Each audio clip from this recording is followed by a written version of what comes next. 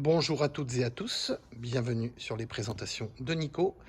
Aujourd'hui, je vous présente un Dacia Jogger dans sa série limitée extrême qui se reconnaît par ses jantes noires et les badges sur les côtés. C'est une version complète en termes d'équipement avec une motorisation TCE 110 chevaux, boîte 6 vitesses. C'est une version 5 places avec un coffre donc immense. Vous verrez, c'est un immense break ce véhicule-là.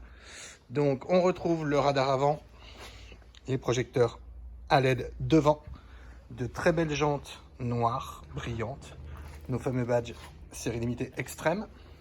Les vitres arrière sont surteintées, les barres de toit sont intégralement noires, c'est des barres de toit modulables, hein. Vous allez pouvoir les mettre en transversal ensuite, voyons, on peut lever ici, dévisser, puis les mettre transversalement. Tac. L'arrière, on ne peut pas se tromper, c'est un break.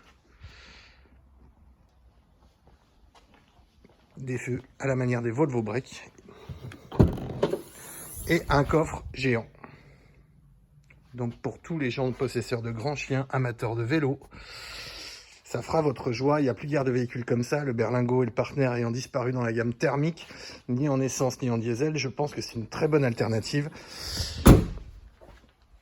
avec ce genre de véhicule. Donc un petit peu, certes un petit peu moins haut, mais avec encore une meilleure longueur de chargement.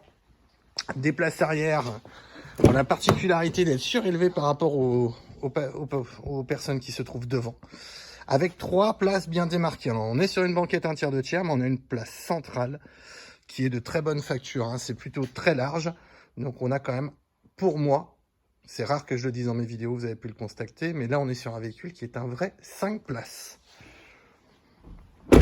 Hop, devant, on retrouve un tableau de bord très classique qu'on a l'habitude de voir maintenant sur les Sandero. Ça ressemble aussi pas mal sur beaucoup de Duster avec la climatisation automatique qui est partagée pour tous. C'est les mêmes boutons. Les intérieurs de porte avec le garnissage tissu qui ajoute un petit peu, c'est sympa. Donc ce véhicule en l'occurrence est équipé de jeux de tapis, d'un accoudoir. Voilà, un levier de vitesse qui est en position haute, hein, qui est relativement haut, dans le prolongement de l'accoudoir. Parfait pour la conduite. Le véhicule possède la détection d'angle mort, l'accès et démarrage main libre, le radar avant, arrière, la caméra de recul. Voilà, on va rentrer dans le détail de l'équipement. Ensuite, par ici. Donc le siège conducteur est réglable en hauteur, le volant multifonction avec le régulateur et le limiteur de vitesse, les 4 vitres et rétroviseurs électriques bien entendu, l'écran de médianav central, hop, avec le support smartphone par ici. Donc le démarrage via le bouton start ici. Tac. Donc on retrouve un allumage automatique des feux ainsi que des essuie-glaces, hein. Voilà les essuie-glaces par ici, la position auto pour les feux par là. Un écran tout à fait standard avec tout de même la vitesse en numérique que l'on retrouve en plein centre. Notre prise USB. Notre écran tactile, donc avec la radio, donc dessus il y a les radios numériques, hein, donc le DAB.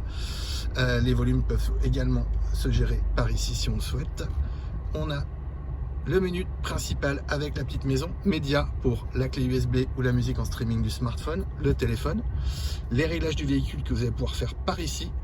Donc par exemple l'angle mort est actif, le freinage actif d'urgence l'est aussi.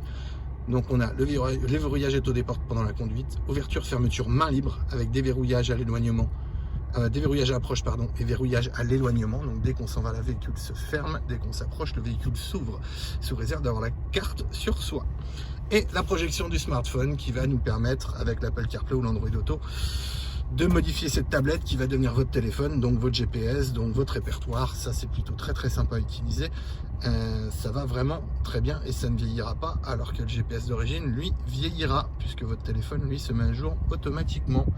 Dessous on retrouve un mode éco pour la conduite, le start and stop qui est désactivable, siège passager chauffant, siège conducteur chauffant, fermeture des portes, warning, la climatisation automatique monozone, une prise de 120 volts, 12 volts classique, boîte 6 vitesses avec donc une bague en direction de la première pour la marche arrière. S'affiche ici donc la caméra et donc on a nos radars de stationnement devant et derrière également.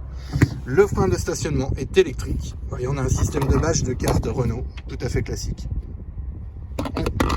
Et un rangement supplémentaire dans la coudoir également. Et tout ça est toujours plutôt bien fini avec des tissus sur la planche de bord. C'est une finition Dacia++, hein, c'est-à-dire qu'on pouvait dénigrer Dacia fut un temps. Là aujourd'hui, je trouve que tout ce qui est fait, bien assemblé, c'est très correct. Les prix montent aussi, hein, c'est clair. Donc, mais c'est en corrélation. Voilà, c'est-à-dire que les autres montent aussi leur prix, eux montent leur prix, mais augmentent quand même la qualité malgré tout. Donc voilà, avec un espace qui est vraiment très sympa. Alors moi, je suis même trop éloigné pour conduire avec mon 1m82. Là, on va dire que la position de conduite pour moi serait pas mal. Je vais vous montrer la place derrière moi maintenant. Hop. Donc voilà la place qui reste derrière moi, et donc je vais monter derrière moi.